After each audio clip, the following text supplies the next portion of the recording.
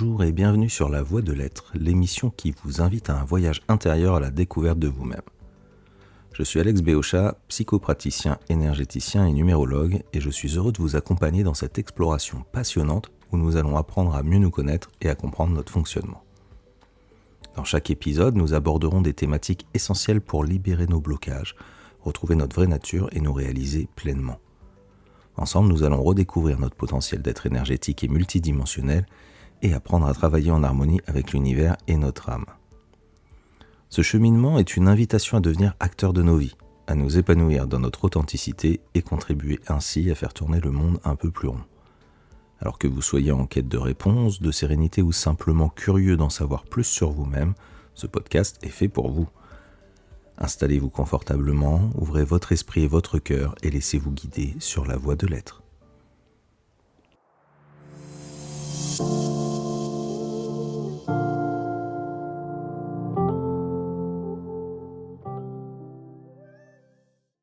Bonjour à toutes et à tous et bienvenue dans ce nouvel épisode de La Voie de l'Être.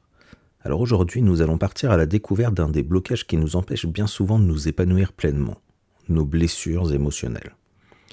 Vous vous êtes peut-être déjà demandé pourquoi certaines remarques ou certains gestes vous affectaient de manière disproportionnée, un petit peu comme si quelque chose en vous se réveillait.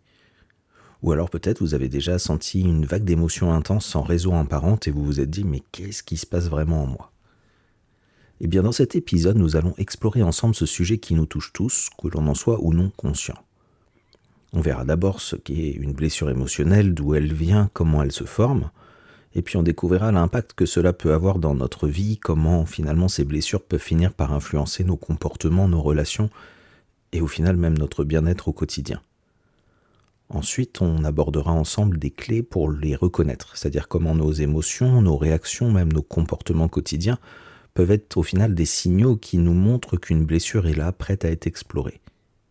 Par exemple, si vous vous surprenez à être particulièrement sensible à une critique, ou alors si vous portez un masque pour cacher votre vulnérabilité, eh bien cela pourrait peut-être être un indice qu'une blessure est là et prête à être soignée.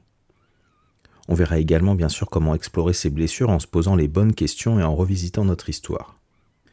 Et enfin, je vous donnerai des pistes pour commencer à travailler sur ces cicatrices encore actives pour vivre plus en harmonie avec vous-même et les transformer en force en libérant le poids qu'elles vous imposent au quotidien.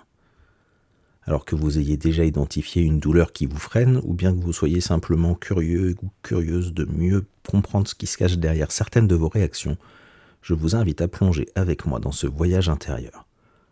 Ensemble, nous allons apprendre à reconnaître, explorer et finalement commencer à guérir ces blessures pour avancer vers une vie plus épanouissante. Alors installez-vous confortablement, ouvrez votre cœur et laissez-vous guider. Bienvenue dans cet épisode et bonne écoute.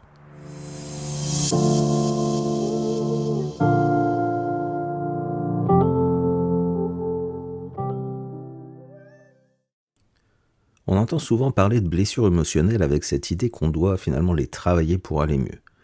Mais finalement, c'est quoi exactement une blessure émotionnelle ?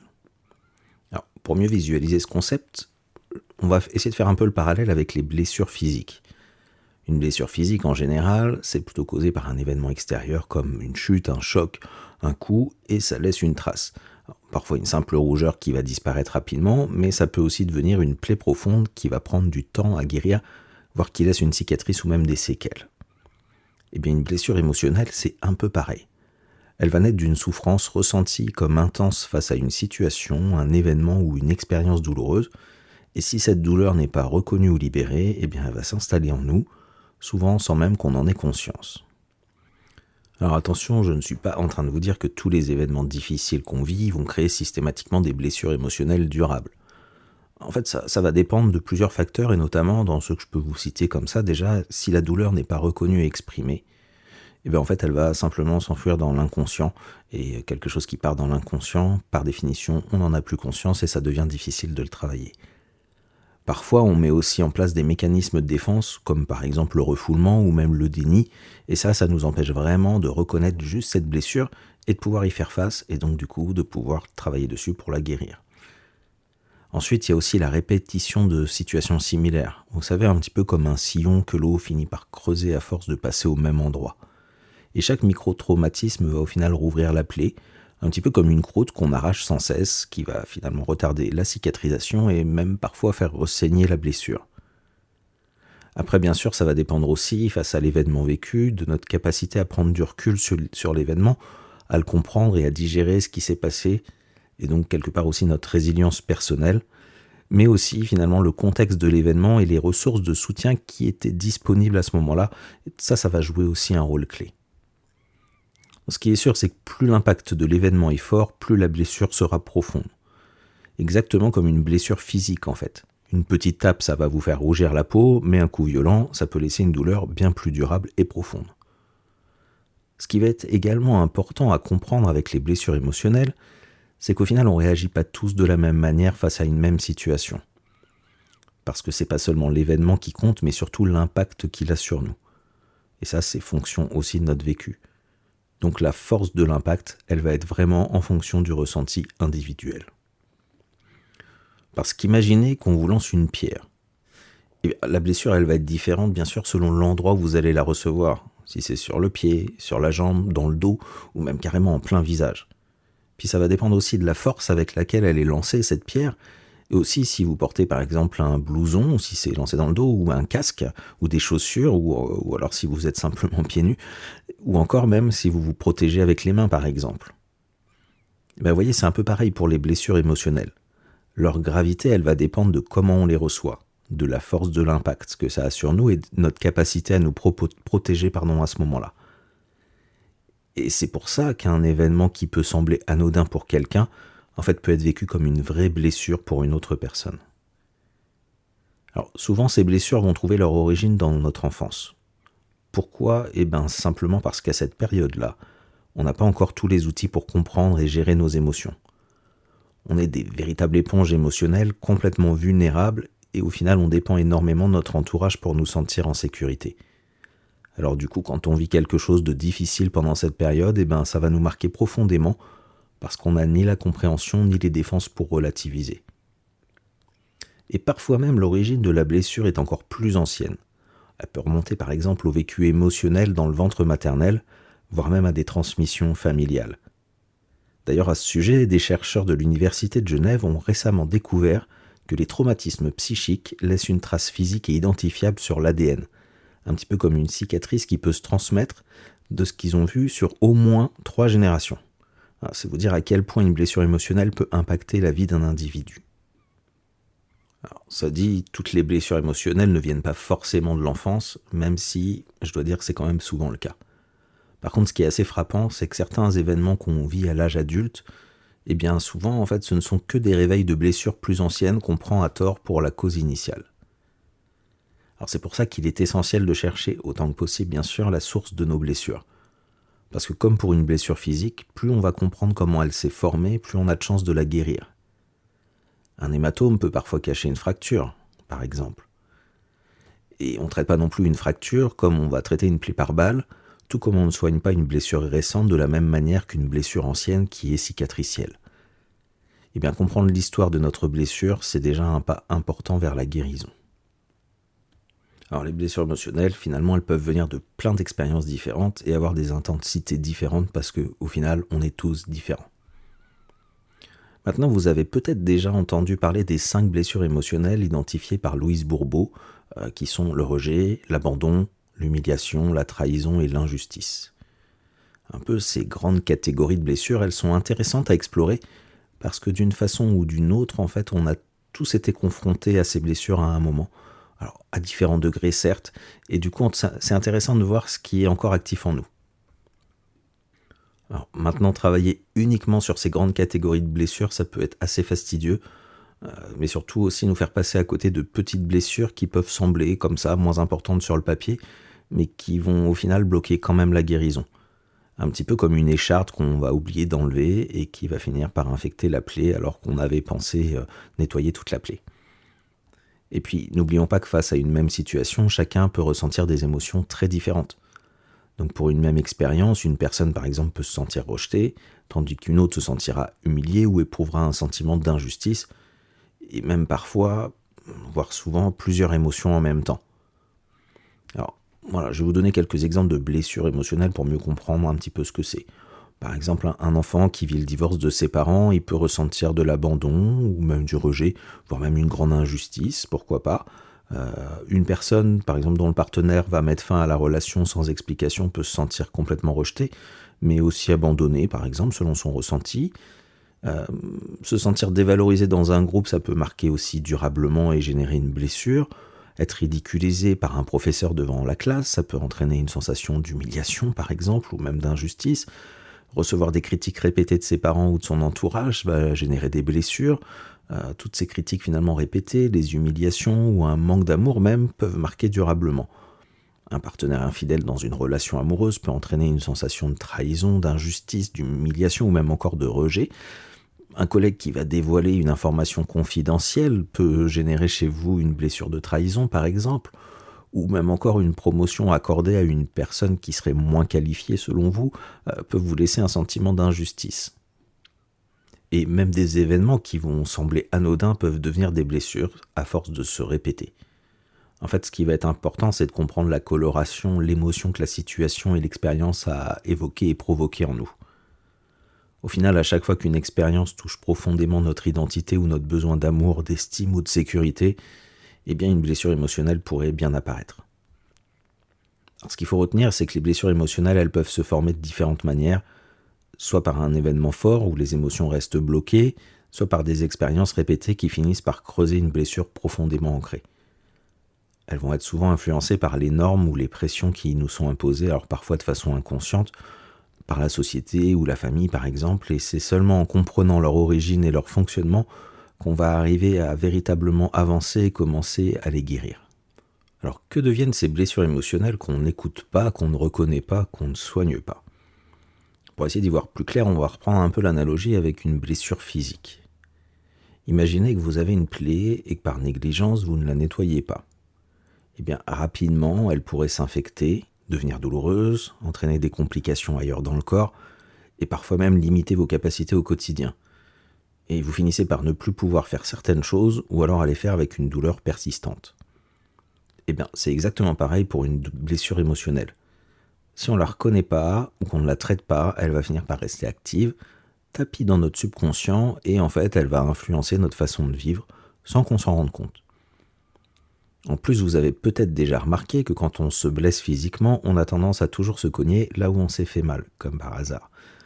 Un peu comme si la vie, elle faisait exprès de venir appuyer sur notre douleur, un peu comme si à chaque occasion, en fait, ça lui permettait de nous rappeler notre blessure. Et bien dans le domaine émotionnel, on va vivre la même chose, merci la vie. Tant que la blessure est présente, elle va attirer des situations ou des relations répétitives qui vont venir la réactiver. À chaque fois que notre subconscient va percevoir une émotion ou un événement similaire, eh ben c'est la douleur qui ressurgit et parfois de manière aussi vive que lors de la première blessure. Et comme ces blessures ne sont pas visibles, eh ben on a tendance à oublier qu'elles existent et on finit par blâmer les autres ou les circonstances extérieures, alors qu'en réalité, on vit juste la mémoire émotionnelle qui est stockée en nous. Alors vous vous souvenez peut-être, si vous les avez écoutés, les épisodes sur les émotions, les énergies ou même la vie vue par l'âme. Ces petits appuis un peu sur nos blessures ne doivent donc pas être considérés comme des malédictions, mais plutôt comme un signal, voire même une chance de prendre conscience de ce qui nous fait souffrir pour pouvoir lui apporter l'attention nécessaire pour guérir. Maintenant, pensons à ce qui se passe au niveau de notre mental quand on a une blessure. Pour se protéger, notre esprit va entrer en mode réaction intense. Il se met souvent à ressasser sans cesse l'événement douloureux, je pense que ça vous parle, renforçant ainsi notre schéma de pensée qui est associé à ça, ce qui va venir l'ancrer encore plus profondément en nous. On pourrait presque dire qu'il va presque créer un programme automatique. Et le mental, il peut aussi utiliser des stratégies défensives comme le déni ou la rationalisation, ou même la dissociation qui va lui permettre de se détacher émotionnellement de l'expérience vécue. Alors bien sûr, ces mécanismes sur le moment offrent une protection temporaire, mais s'ils persistent, parce que le programme est toujours actif, en fait ça va entraver vraiment notre guérison. Après, si on prend les choses sur le plan de la neurobiologie, eh bien la douleur émotionnelle va venir activer des régions du cerveau comme notre amygdale et le système limbique en fait, qui eux sont responsables de la gestion de nos émotions, comme on l'avait vu dans l'émission sur les émotions. Et bien, le résultat, une élévation du stress et de l'anxiété, un état d'alerte qui est même parfois constant et qui peut durer très longtemps, souvent à notre insu. Et sous l'effet de cette douleur, notre mental va développer des schémas de pensée biaisés qu'il finira par considérer comme une vérité. Et c'est ainsi que se forge une empreinte profonde qui va finir par devenir notre système de croyances. Et ce sont ces croyances qui finissent par façonner la façon dont on perçoit notre réalité, par exemple en se répétant des phrases comme « je ne suis pas digne d'être aimé » ou alors « on me décevra toujours » ou encore « je ne peux pas faire confiance aux autres ». Mais bon, pour ce qui est des croyances limitantes, on en parlera juste dans le prochain épisode. Après, de manière inconsciente, ces blessures, elles vont aussi nous pousser à protéger la zone douloureuse, un peu comme on protège une blessure physique. Alors, je pense que vous avez déjà vu, quand vous avez une plaie, vous avez tendance en fait à protéger, soit en mettant le membre qui est touché un petit peu en retrait, pour éviter en fait d'avoir plus mal. Ça va donner quoi sur les blessures émotionnelles ? Par exemple, une personne qui a subi une trahison, elle peut devenir hyper vigilante dans ses relations et interpréter finalement des comportements qui peuvent nous sembler anodins comme des signes de trahison. Quelqu'un d'autre qui, par exemple, a été marqué par l'abandon à un moment, évitera peut-être toute relation par peur de revivre cette souffrance. En fait, on adapte notre comportement pour essayer de nous préserver. On se met sur nos gardes pour éviter le rejet, on retient nos mots par peur de l'humiliation, ou encore on ne s'engage pas pleinement par crainte de souffrir à nouveau. En fait, chaque blessure va avoir un impact sur notre comportement, nos relations avec les autres, comme avec nous-mêmes d'ailleurs, et ça va générer autant de souffrances psychiques que physiques, et nous empêcher au final d'être pleinement libres d'être nous-mêmes. En plus, ces blessures, elles peuvent même venir modifier la façon dont notre cerveau va gérer après les émotions, en amplifiant finalement notre réponse au stress et en freinant notre capacité naturelle à guérir et à trouver des solutions. Elles vont finir au final par façonner un peu qui on est, un peu comme si ces cicatrices invisibles nous enlevaient une partie essentielle et nous empêchent de nous épanouir pleinement. C'est pour ça que je vous invite à écouter ou à réécouter l'épisode sur le mental, parce qu'avec les émotions, les énergies et l'âme, pour moi en tout cas, ça constitue une base de compréhension essentielle de notre fonctionnement. Alors on vient de voir comment les blessures émotionnelles peuvent impacter notre vie, mais du coup, comment est-ce qu'on peut réellement les détecter et prendre conscience qu'il y a une blessure en nous ? Alors, je ne vais pas vous le cacher, il n'y a pas de recette miracle, sinon ça se saurait, mais moi je vais vous partager quelques pistes en fait pour repérer qu'une blessure vient de se réveiller et qu'elle demande à être travaillée pour guérir. Si je reprends l'image de la blessure physique, pensez à une douleur chronique. Vous savez, cette vieille entorse mal guérie qui refait mal dès que vous faites un faux mouvement. Les blessures émotionnelles, elles fonctionnent un petit peu de la même façon. Elles peuvent rester silencieuses pendant longtemps et puis soudainement, un événement qui paraît anodin peut suffire à les réveiller. Alors, première piste, observez ce que vous renvoient vos relations.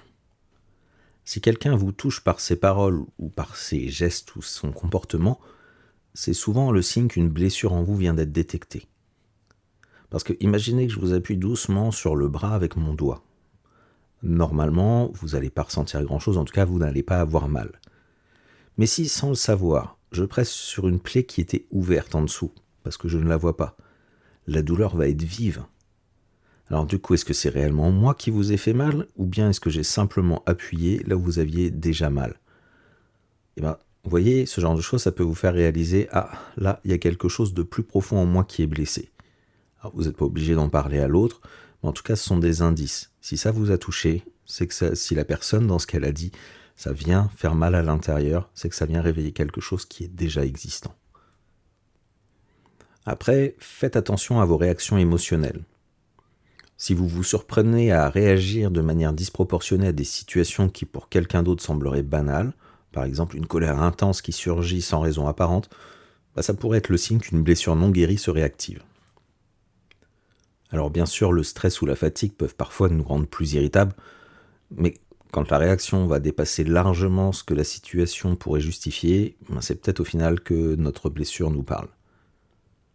Un autre indice qui peut être important, c'est la sensation d'être coupé de vos émotions. Vous voyez, si vous vous sentez insensible comme anesthésié ou si vous portez constamment un masque émotionnel pour ne pas montrer ce que vous ressentez vraiment, ça pourrait indiquer qu'une blessure importante est toujours présente en vous. Parce que ce détachement, c'est souvent une façon de se protéger contre la douleur. Les comportements d'évitement vont être également des révélateurs. Peut-être que vous avez du mal à faire confiance aux autres ou bien encore à vous engager dans une relation amoureuse sérieuse, de peur que, comme par le passé, en fait, la personne finisse par vous quitter ou vous blesser. Ou encore vous évitez de parler de vos sentiments lors de conflits, préférant rester silencieux pour ne pas raviver une douleur déjà existante. En fait, tous les comportements d'évitement sont souvent des mécanismes de protection face à des blessures non résolues pour éviter de raviver la douleur à nouveau. De plus, si vous vivez régulièrement des émotions intenses, que ce soit de l'anxiété, de la colère ou un sentiment de dévalorisation, et que rien autour finalement dans ce que vous vivez ne semble expliquer ce malaise, il y a de fortes chances qu'une blessure s'exprime en vous de façon active et répétitive sans même que vous en soyez pleinement conscient. Et puis parfois, la vie elle-même, elle va sembler attirer à nous les mêmes situations, un petit peu comme un aimant. Et ces répétitions ne sont bien évidemment pas anodines. Elles sont souvent là pour nous rappeler qu'une blessure reste ouverte, pour nous inviter à en prendre conscience afin de pouvoir la guérir. Parce que rappelez-vous, tant que la blessure n'est pas soignée, on a tendance à se recogner là où ça fait mal. Il va également être utile d'observer nos croyances limitantes. Par exemple, si vous avez souvent eu l'impression d'être rejeté dans votre enfance, vous pourriez avoir développé la conviction que vous n'êtes pas digne d'être aimé. Les croyances, en fait, sont souvent le reflet de blessures non résolues. Et enfin, faites attention aux signaux de votre corps, parce que parfois, les blessures peuvent se manifester par des somatisations. Des maux de tête, une fatigue inexplicable ou d'autres signes physiques qui ne trouvent souvent pas de cause médicale évidente. Le corps va réagir souvent aux émotions enfouies, alors que rien d'autre n'explique ces symptômes. Alors voilà, vous voyez, cette liste, elle est loin d'être exhaustive, mais je pense que ça peut vous offrir déjà un bon point de départ pour identifier les blessures qui continuent à s'exprimer en vous. Parce qu'en fin de compte, c'est l'auto-observation qui vous aidera à déceler ces marques invisibles et par là même finalement à commencer à amorcer le chemin de la guérison. Alors maintenant c'est bien beau, on a mis le doigt sur une potentielle blessure, qu'est-ce qu'on fait ensuite ? Pour moi la première étape, c'est déjà vraiment d'accepter la blessure. Il faut cesser de la cacher, il faut oser la regarder en face et il faut aussi surtout faire preuve de compassion et de bienveillance envers soi-même. En gros, accepter nos blessures sans les juger, parce qu'au final, elles sont simplement des parties de nous qui demandent juste un peu d'amour et d'attention pour guérir. Donc il faut être indulgent, parce qu'aussi, au fil de cette exploration, vous devrez probablement apprendre à vous pardonner et à pardonner aux autres. Et rappelez-vous, la guérison, c'est un chemin qui prend du temps, donc il ne faut pas s'attendre à tout régler d'un coup. Travailler sur ces blessures, c'est un petit peu comme ouvrir des poupées russes, parce qu'une blessure peut en cacher une autre, et c'est souvent le cas. Alors pour être efficace, il faut faire les choses dans l'ordre. Imaginez que vous vous blessez physiquement. On ne va pas vous recoudre la plaie sans d'abord la désinfecter et retirer les débris. Et ici c'est exactement pareil. Donc le meilleur conseil que je puisse vous donner, c'est si vous voulez guérir rapidement, prenez le temps. Donc une fois que vous avez identifié une blessure, la prochaine étape, ça va être de l'explorer pour mieux la comprendre. Alors vous pourriez être tenté de vous dire, bon, j'ai découvert ma blessure, super, allez, je mets un pansement et j'avance. Mais ça aura exactement le même effet que de mettre un pansement sur une plaie sans vraiment la traiter. À un moment ou à un autre, la blessure finira par se réactiver, juste pour vous rappeler qu'elle a besoin de toute votre attention. Alors, évidemment, on n'arrive pas toujours à travailler une blessure en une seule fois. C'est même rarement le cas quand c'est des grosses blessures. Peut-être il vous est déjà arrivé de penser que vous aviez tout résolu sur une problématique particulière pour vous retrouver des mois ou des années plus tard confronté au même problème. Personnellement, je l'ai vécu et sur le moment, je me suis dit « Waouh, pourquoi tout ça, ça revient encore ?» Je l'avais pourtant travaillé et pour moi, bien travaillé. Ça veut dire que tout ce que j'ai fait, ça sert à rien.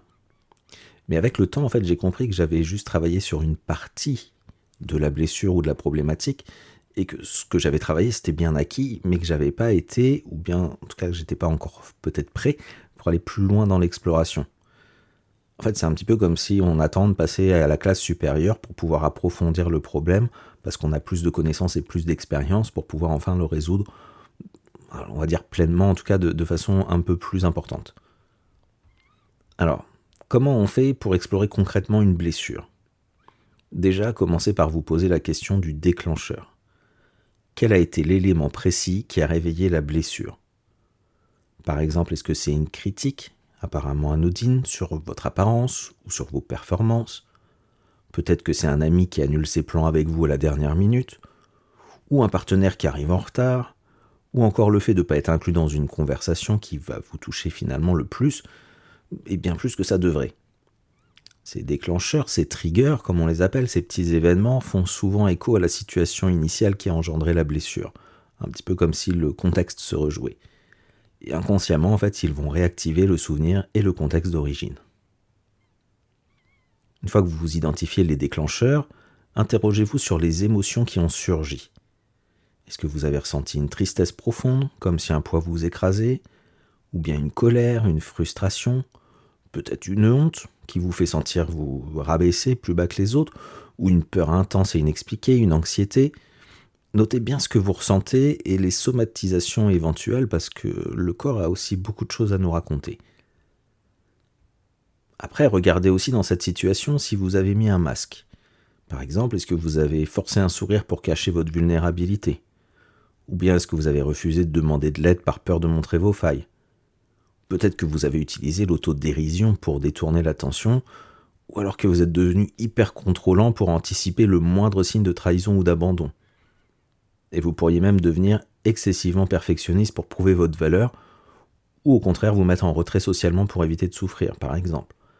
Ces comportements sont des mécanismes de protection qui au début étaient sans doute très utiles, mais qui au final finissent par nous bloquer. C'est donc essentiel de pouvoir les identifier et de comprendre en quoi ils nous protègent, mais aussi en quoi ils nous limitent. Après, prêtez attention à votre petite voix intérieure, vous savez, à ce discours négatif qui vous répète sans cesse des choses comme « j'y arriverai jamais, je suis trop nul, de toute façon personne ne m'aime » ou alors « de toute façon je dois toujours me débrouiller seul ». Ces croyances limitantes sont souvent le reflet de la blessure que vous portez. Après, une fois que vous avez tout ça en tête, que vous l'avez éventuellement noté, remontez dans votre passé. Demandez-vous, est-ce que j'ai déjà ressenti ça auparavant ? Est-ce que j'ai déjà vécu des situations similaires où je me suis emporté de façon démesurée, par exemple ? Qu'est-ce qui avait bien pu les déclencher ? Est-ce que dans des situations comparables, j'ai toujours réagi de la même manière ? Cherchez les schémas récurrents, les situations qui, même si elles ne sont pas identiques, ont quelque part la même couleur émotionnelle. Par exemple, imaginez que vous êtes en pleine dispute avec votre partenaire et que le ton monte soudain. Et là, vous vous sentez paralysé, un peu comme si vous perdiez le contrôle, vous n'arrivez plus à parler, à réfléchir, vous avez qu'une envie, c'est une envie irrésistible de fuir, et pourtant vous sentez que vos jambes flanchent. Et vous vous rappelez, alors pas sur le moment parce que c'est difficile quand on est en plein dans l'émotion, mais après vous vous rappelez que vous avez ressenti exactement la même chose lors d'une altercation sur votre lieu de travail où vous étiez simplement spectateur, mais où il y avait un conflit virulent entre un collègue et le directeur. Après, en recherchant encore plus loin, vous évoquez un moment où dans la rue, vous vous souvenez avoir entendu un maître crier sur son chien de façon démesurée, et vous avez ressenti cette même peur, ce même mal-être et cette même paralysie, puisque vous auriez aimé intervenir, mais vous en étiez incapable. En explorant ces souvenirs, vous pourriez au final peut-être faire le lien avec les disputes incessantes de vos parents quand vous étiez enfant. Par exemple à l'âge de 5 ans, où vous vous sentiez complètement démuni et impuissant, envahi par la peur et l'impossibilité de fuir. Et d'agir aussi. Et c'est là que se trouve souvent l'origine de la blessure. Un traumatisme d'enfance qui se réactive, voire s'amplifie même à chaque situation similaire. Alors, il arrive que l'origine ne soit pas immédiatement évidente, et des fois c'est même un peu compliqué en fait de trouver soi-même les origines. Et parfois même ça va être au fil d'une conversation anodine avec vos parents, avec vos frères et vos sœurs, que vous allez comprendre enfin ce qui se cachait derrière certaines réactions. Parce que rappelez-vous, c'est avant tout le ressenti qui compte, et face à une même situation, chacun peut réagir différemment.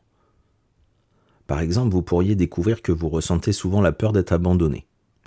Dans votre histoire personnelle, vous cherchez, il n'y a rien qui semble expliquer de prime abord, et pourtant, lors d'un repas familial, votre mère vous raconte une anecdote de votre petite enfance. Elle vous dit, tu te souviens, quand tu avais 4 ans, qu'on était allé faire les courses ensemble, à un moment, en fait, tu m'avais lâché la main pour aller regarder les bonbons. Et puis moi, j'avais continué à avancer pour faire les courses dans l'allée. Et quand tu t'es retourné, je n'étais plus là. Tu ne m'as pas vu. Et tu as été complètement pris de panique. Et là, à l'évocation de ce souvenir, en fait, vous ressentez l'émotion. Et vous sentez, en fait, que dans cette émotion qui se réveille, c'est comme s'il y avait un abandon brutal, alors qu'au final, On est bien d'accord, il n'y avait pas un abandon réel. Et bien, cet épisode qui avait été vécu à une intensité extrême par l'enfant que vous étiez, le petit enfant qui n'avait pas le moyen de comprendre la situation, a pu créer une blessure profonde. Et en fait, en entendant cette histoire, vous allez prendre conscience que l'une des origines possibles de votre douleur, c'est cet événement. Bon, prenons maintenant l'histoire de Julien. Un matin, lors d'une réunion d'équipe, son supérieur lui fait une remarque sur la qualité de son travail. Pour la plupart des collègues, c'est une critique constructive, mais pour Julien, cette remarque déclenche une réaction intense. Il sent que son cœur se serre, ses mains deviennent moites, il sent une boule se former dans son ventre. Aussitôt, il se dit « Mais pourquoi est-ce que cette remarque me touche autant ?» Et en fait, il réalise qu'elle réveille en lui une douleur qu'il pensait avoir oubliée. Une fois la réunion terminée, Julien décide de prendre un moment pour réfléchir. Il se pose la question « Quelles émotions ai-je ressenties à cet instant ?» Il va identifier une tristesse profonde, mêlée à une colère sourde et une sensation d'être dévalorisé. Et il se souvient alors que cette réaction physique, la tension dans son corps, le malaise dans sa poitrine, cette boule au ventre, n'est pas anodine. Comme si inconsciemment une vieille blessure venait d'être réveillée. Julien commence alors à se demander « Mais est-ce que j'ai déjà vécu quelque chose de similaire ? Pourquoi ai-je réagi de façon aussi démesurée ?» Et il se remémore des moments de son passé, notamment durant son adolescence, où il avait souvent le sentiment de ne pas être à la hauteur, un petit peu comme si à chaque remarque ou à chaque critique, il se sentait rejeté. Il réalise que dans ces situations, il portait souvent un masque émotionnel. En fait, il faisait semblant d'être fort, alors qu'au fond, il était profondément blessé par un sentiment d'abandon et surtout de rejet. Poussé dans cette introspection, Julien va se remémorer un peu plus loin dans ses souvenirs son enfance. Et il se souvient d'un épisode où à l'école, un professeur l'avait publiquement critiqué quand il était au tableau et que cette humiliation avait laissé une empreinte durable en lui. Il comprend alors que la croyance limitante qui s'est installée en lui, comme « je ne suis pas digne d'être aimé comme je suis », trouve en partie ses racines dans ces moments douloureux. Et il remarque que ce schéma se répète dans sa vie parce qu'à chaque fois qu'il perçoit un signe de rejet, son esprit le renvoie immédiatement au souvenir de ces épisodes de son passé. Du coup, en mettant toutes ces pièces du puzzle ensemble, Julien réalise qu'il a une blessure émotionnelle vieille comme le monde qui est liée au sentiment d'abandon et de rejet. Conscient désormais de l'origine de cette douleur, il décide enfin d'entamer un travail sur lui-même pour la guérir. Et cette prise de conscience, c'est le premier pas vers la guérison, parce qu'en l'identifiant, il a identifié à la fois le déclencheur, les émotions et les schémas répétitifs, il peut enfin commencer à transformer sa souffrance en force.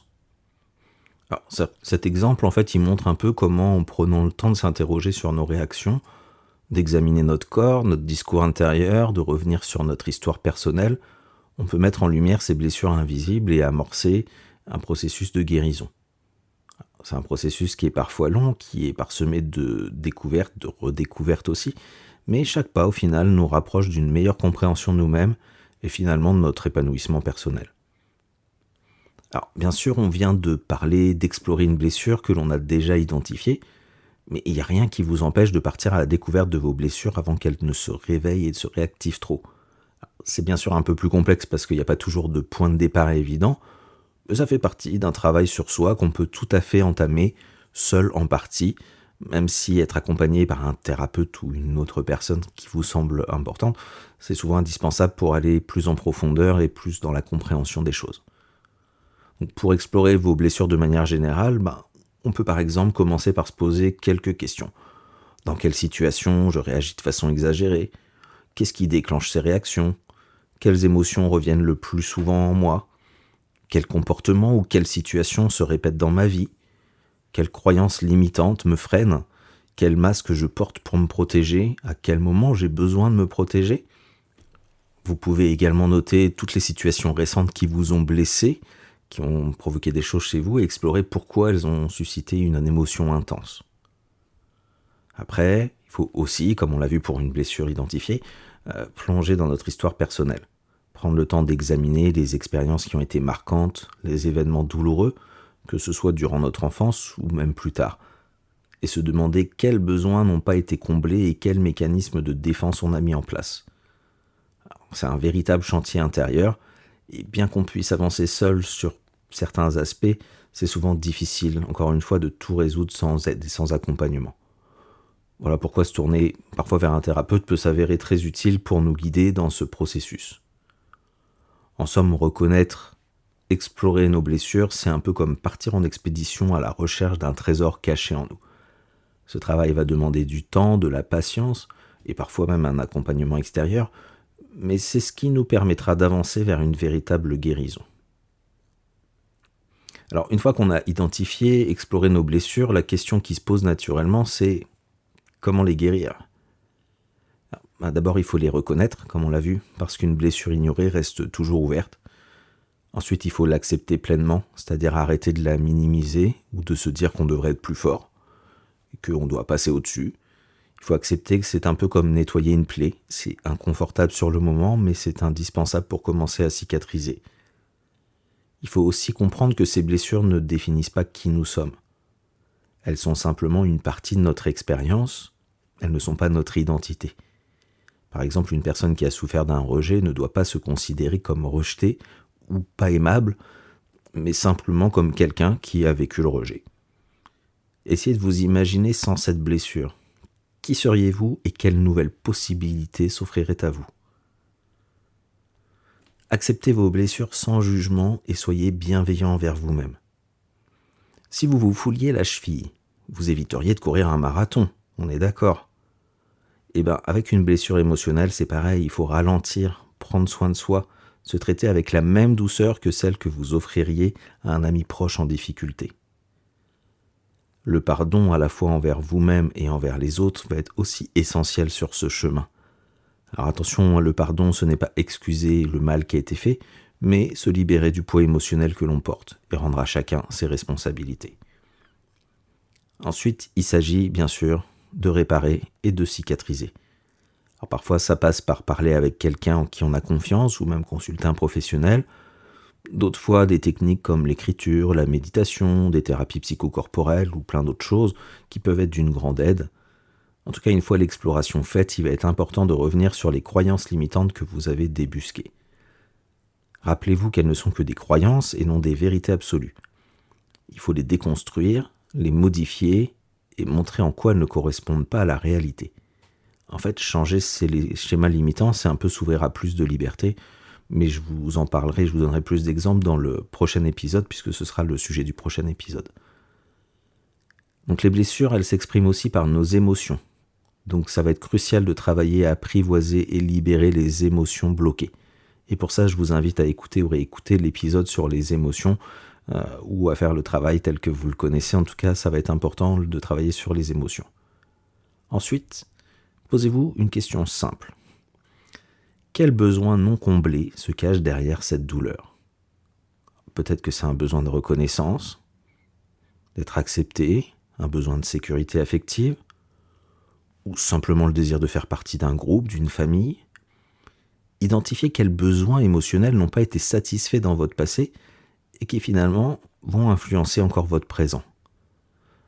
Demandez-vous de quoi aurais-je eu besoin dans cette situation ?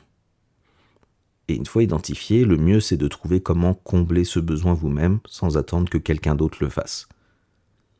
En fait, la blessure c'est un peu comme un trou et plus vous comblez ce trou, plus la cicatrisation progresse.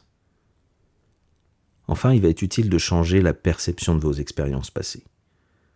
Revisitez ces événements avec le recul nécessaire et avec le regard neuf enrichi de votre expérience actuelle.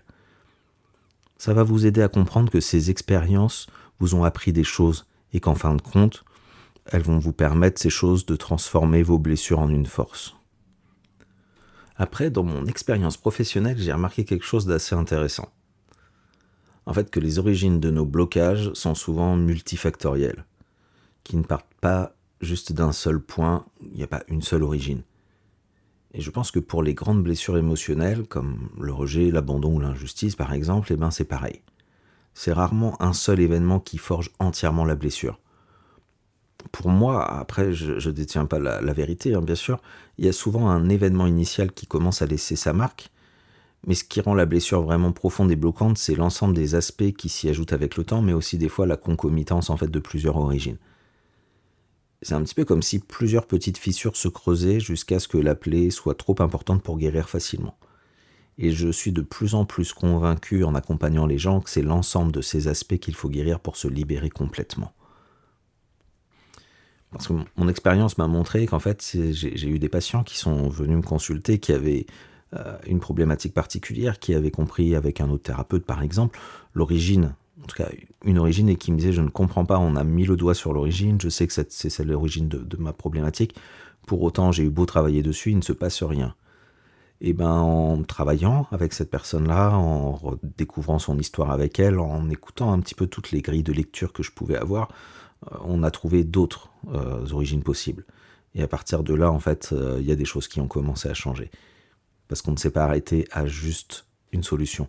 Bien souvent, le cerveau, dès qu'il a trouvé une solution, il se dit « Eureka, j'ai trouvé » et il ne va pas chercher plus loin. Mais gardez bien en tête que bien souvent, en fait, les origines sont multifactorielles. Et que c'est intéressant en tout cas d'aller creuser toutes les grilles de lecture.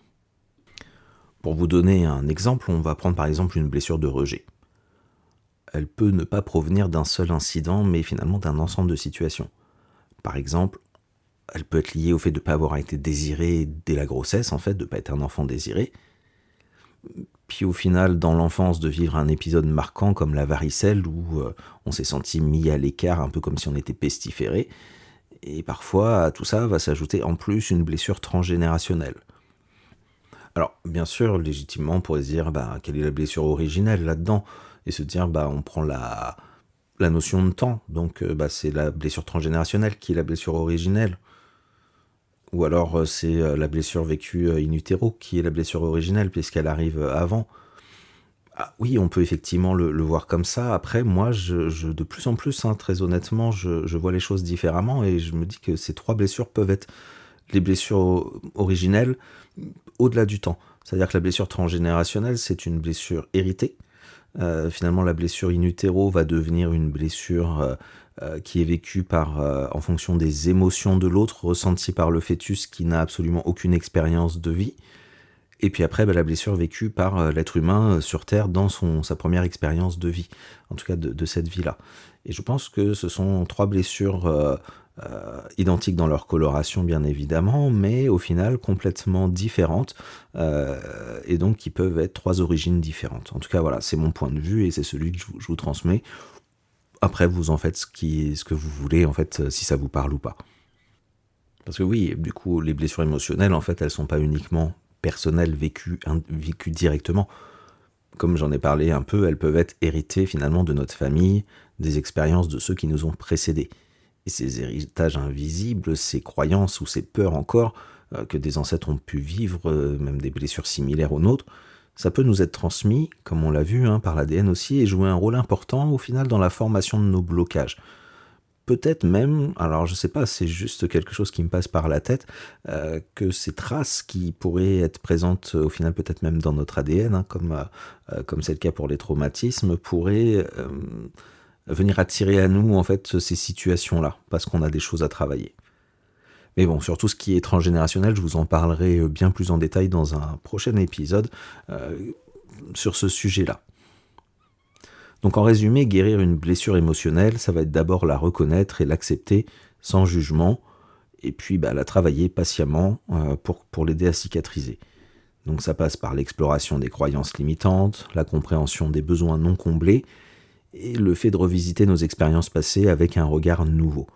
En fait, c'est un processus long qui est parfois complexe, mais chaque étape va nous rapprocher au final un petit peu plus de notre libération et de notre épanouissement personnel. Alors, pour vous donner un autre exemple personnel, celui-là, sachez par exemple en ce qui me concerne que j'ai une blessure d'abandon. Rien de nouveau, il y a plein de gens qui l'ont. Et pendant longtemps, chez moi, ça s'était traduit par une peur viscérale en fait d'être laissé de côté dans mes relations affectives, de ne pas être aimé en fait pour moi. Et comme si l'univers avait décidé de jouer un petit peu avec moi, les moments douloureux de séparation qui se produisaient, se passaient quasiment toujours autour de la période de mon anniversaire. En creusant un petit peu, quand j'ai travaillé sur des formations en psychogénéalogie et en projet sens, et en posant des questions à ma mère, qui était encore en vie à ce moment-là, j'ai découvert en fait quelque chose de de surprenant et surtout que je ne connaissais pas. En fait, à ma naissance, ma mère, elle souffrait de crise d'éclampsie et donc j'ai pas été posé sur son ventre quand je suis sorti du ventre. On m'a mis tout de suite de côté pour pouvoir s'occuper d'elle et pouvoir la secourir. Et donc j'ai été quelque part, c'est là que j'ai compris en fait que j'ai vécu ma première séparation brutale avec une figure maternelle et féminine. Une première sensation d'abandon. J'arrive sur Terre et la personne avec qui j'ai passé 9 mois qui me rassure, en fait elle m'abandonne, elle s'occupe pas de moi et on me met dans un côté. Et j'ai compris que finalement que cette blessure d'abandon, elle s'est ensuite quelque part réactivée de façon encore plus concrète au début de ma vie d'adulte quand je vivais des séparations toujours au moment de ma naissance. Et en prenant conscience de ça et en travaillant sur cette partie de blessure en tout cas, j'ai commencé à comprendre pourquoi. Et du coup, par la suite, j'ai plus aucune séparation qui n'est survenue autour de mon anniversaire. Ça ne veut pas dire que je n'ai plus connu aucune séparation, puisque la vie étant bien faite, elle m'a fait travailler sur d'autres thèmes. Alors, voilà, on pourrait du coup penser que j'avais trouvé l'origine de ma blessure d'abandon. En réalité, j'avais découvert qu'un seul aspect de celle-ci. Et comme je vous le disais, la vie, elle m'a gentiment rappelé, mais fermement, que la blessure, elle était toujours active. Alors, pour protéger cette blessure, j'avais même adopté le masque de la dépendance affective. Je ne vais pas rentrer dans tous les détails ni prétendre avoir définitivement guéri cette blessure, parce que j'ai appris maintenant que la vie c'est un processus en perpétuelle évolution et qu'il se peut que je doive encore retravailler certains aspects. Mais en tout cas, par exemple, après le divorce de mes parents, j'ai souvent ressenti ce sentiment d'abandon, particulièrement vis-à-vis de mon père qui était peu présent. Et puis après, en faisant aussi quelques recherches en généalogie, j'ai même découvert que certains événements dans ma lignée familiale venaient renforcer un petit peu cette sensation d'abandon pour certains ancêtres qui n'étaient pas si lointains que ça. Donc vous voyez, déjà plusieurs éléments de ma vie en fait qui ont pu déclencher, raviver, renforcer, créer une origine à cette blessure d'abandon et sur lesquels en fait j'ai travaillé petit à petit et qui font que ça m'a permis d'avancer en tout cas sur cette blessure. Mais là où j'ai eu une véritable révélation, c'est quand j'ai commencé à explorer le besoin sous-jacent à cette blessure. En fait, j'ai réalisé de manière assez surprenante quelque part que la première personne qui m'avait véritablement abandonné, en fait, c'était moi-même. Parce qu'en demandant constamment aux autres de m'aimer, j'avais inconsciemment décidé que je ne pouvais pas le faire moi-même. Donc, comme vous voyez, chaque blessure, elle a une histoire à nous raconter. Et vous vous demandez peut-être, que deviennent nos blessures une fois que nous avons travaillé dessus ? Eh bien, même une fois guéries, elles ne disparaissent pas totalement. Elles vont devenir plutôt des cicatrices lumineuses, un petit peu des rappels de ce qu'on a traversé, de notre capacité à surmonter l'adversité. Parfois, elles se transforment même en force. Par exemple, ceux qui ont surmonté le rejet pourraient devenir souvent très empathiques. Ceux qui ont guéri ou bien avancé dans la guérison d'une blessure de trahison peuvent développer une capacité incroyable à poser des limites claires ou à développer en fait une capacité à ressentir les choses. En fait, nos blessures émotionnelles, elles ressemblent un petit peu à l'art du kintsugi. Vous savez, cet art japonais qui consiste à réparer des céramiques cassées avec de l'or.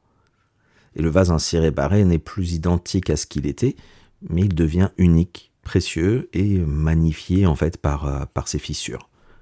Alors oui, nous avons tous des blessures émotionnelles, mais encore une fois, elles ne nous définissent pas. Ce qui nous définit, c'est ce que nous choisissons d'en faire.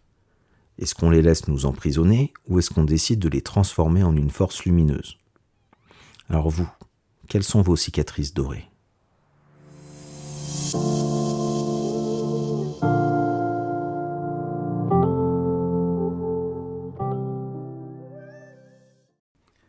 Eh bien, merci d'avoir partagé ce moment avec moi aujourd'hui sur la voie de l'être. On a exploré ensemble ce que les blessures émotionnelles sont, comment elles se forment et surtout comment elles influencent notre quotidien, nos comportements, nos relations et notre bien-être intérieur. On a vu comment, tout comme une plaie physique, une blessure émotionnelle nécessite d'être reconnue, acceptée et traitée avec soin pour ne pas continuer à nous freiner. On a également abordé l'importance d'explorer ces blessures, de comprendre leurs déclencheurs, les émotions qu'elles réveillent, les masques que nous portons parfois pour nous protéger et les croyances limitantes qui s'enracinent en nous. Pour vous accompagner dans cette exploration d'une blessure, souvenez-vous, posez-vous ces quelques questions. Qu'est-ce qui a déclenché cette réaction intense en moi? Quelle émotion j'ai ressentie exactement? De la tristesse, de la colère, de la honte, de la peur?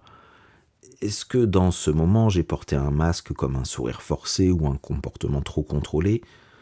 Est-ce que ce comportement se répète souvent? Est-ce que j'ai déjà vécu quelque chose de similaire dans mon passé, peut-être durant mon enfance, qui pourrait expliquer cette réaction? Quelles sont les croyances limitantes qui se cachent derrière cette douleur? Et comment mon corps réagit-il? Est-ce que ça génère des tensions, des douleurs, une boule au ventre? En fait, ces questions vont être pour vous des véritables invitations à un voyage intérieur, à la découverte de vos blessures pour mieux les comprendre et à terme les transformer en force. Maintenant, prenez un instant pour réfléchir. Quelles cicatrices invisibles portez-vous en vous? Comment ces blessures ont-elles influencé votre parcours et surtout comment pouvez-vous les transformer en force pour avancer vers votre épanouissement personnel? Rappelez-vous que vos blessures ne définissent pas qui vous êtes. Elles témoignent simplement de votre parcours. Elles sont simplement des chapitres de votre histoire, des expériences à transformer et à intégrer, mais vous avez toujours le pouvoir de choisir ce que vous en faites. Dans le prochain épisode, je continuerai et je vous inviterai dans cette introspection en partant à la découverte de nos croyances limitantes. Vous verrez d'ailleurs que nos blessures créent en partie ces croyances qui finissent par devenir de véritables prisons mentales. Et nous verrons aussi ensemble comment les identifier et s'en libérer pour avancer plus sereinement sur notre chemin de vie.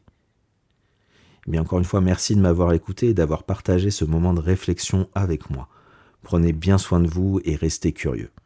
À très bientôt pour la suite de ce voyage intérieur sur la voie de l'être.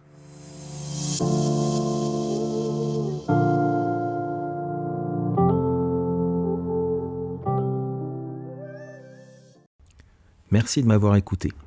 J'espère que les réflexions partagées aujourd'hui vous ont inspiré et vous ont donné des clés pour vous reconnecter à votre vraie nature et à votre potentiel d'être multidimensionnel. N'oubliez pas que chaque pas vers la connaissance de soi, c'est un pas vers un épanouissement authentique. Si vous avez aimé cet épisode, je vous invite à le liker, à me laisser un commentaire et à le partager avec ceux qui pourraient en bénéficier. Ensemble, on peut apporter un peu plus de lumière dans la vie des autres. Si vous souhaitez en savoir plus sur moi et ce que je propose, ou si vous souhaitez prendre rendez-vous avec moi, je vous invite à visiter mon site internet www.antares-thérapie.fr. Rappelez-vous dans tout ce que nous avons abordé aujourd'hui de garder votre libre arbitre. Ne prenez que ce qui résonne en vous, parce que je ne détiens aucune vérité. Je partage en toute simplicité mes connaissances, mon expérience et des clés de compréhension qui, je l'espère, vous seront utiles.